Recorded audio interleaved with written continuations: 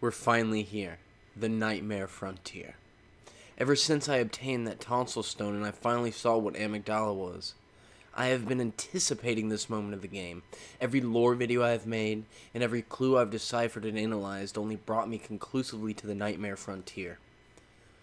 Everything that happened at Bergenworth, the Mensis Ritual, the Blood Moon, and every door that is tied to each of these things. Though my anticipation and hunger for knowledge drive me, the fact that they do drive me leads me to another question. Because yet again, I feel, in the realm of Bloodborne, that I am the one who craves souls, or the unnamed one. Is this what they meant the whole time by transcending the hunt? Before I forget something, I didn't mention in my last video, when we went to Yoska's lair during the Blood Moon. There are these enemies in there, that these blue, like, creepy, alien-looking creatures, and the internet titles them LMFAOs, but in all seriousness, there's something just so depressing about these characters, and I truly felt like the game was implying that this is what Yoska was doing in her workshop.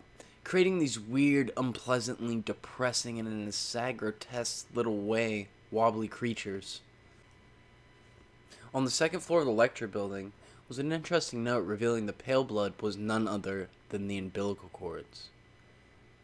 I was led back to the notes revealing the blood moon and silencing a harrowing child's cry, and finding the newborn, which played beautiful scenes in my head, like things had unveiled and slowly started to uncover themselves to me. If this is the pale blood, these umbilical cords, where or what did they come from? I was perplexed, but I didn't really have time to sit and ponder. My mind was hungry for unbeknown knowledge. As soon as you walk away from the lantern, you find a new monster, and I call them the side-faced werewolves. Also, right behind the enemy itself was a headstone of a great tree, which was the literal physical form of the old one, if you remember Demon Souls. Which, on that note, it really reminds me of a reverse mythology in how lots of different cultures' mythology there's a tree of life. But in the Soul series, what if that was the source of all the evil in the universe? They seriously created something great. That the way they tell it, each and every time, only inspires me in my own personal writing aspirations. In my fantasy world, I'm writing the entire prologue and mythology for Domeward, a gothic translation of Doomed Fate. Before I start rambling about my fantasy universes and the 8 kings that fell to betrayal, madness, and perpetual damnation by Domeward's own gods, these side-faced werewolves, they were grotesque, and the monster design actually startled me a bit, and had me unintentionally putting my guard down. I could only revere them for that. As I fought him, I continuously thought, lest we all become beasts. If this is at the foot of the Nightmare Frontier, what else could be waiting for me? They carried torches just like the villagers always have, as did the wolfmen in the forest. Which leads me to think, were these once villagers sacrificed? Or transformed in the Mensis Ritual? Is this what the Nightmare is? That endlessly all of Yharnam's inhabitants are being sacrificed and being turned into monstrous beasts? That the Nightmare and the Mensis Ritual are products of each other. For without the Nightmare, the Mensis Ritual would not exist. After about 45 minutes of getting the lay of the dreamscape land, wandering through some caves, ironically this is the area I peered down upon from a cliff when I accidentally came here really early in the game. Again, that classic flawless level design. Through this cave I saw a cliff, and then thick dreary fog, but things stuck out waving in the distance. They were flags. Could we be over Yharnam itself? Is this where the Great Ones come from? How they descend? Seeing this connected a dot as bright as the burning white hot intensity of the sun. I felt as if the ground shook beneath me, thinking this entire time it was a portal to a dream world on another plane of existence. Things keep pointing up toward the sky and space. I can only wonder, but before I could, I saw my first mind frayer. It was a human with a giant brain on top of him, almost like a head crab with quite a few eyes sticking out of it. Creeping me out, but at the same time, I was so intrigued by it.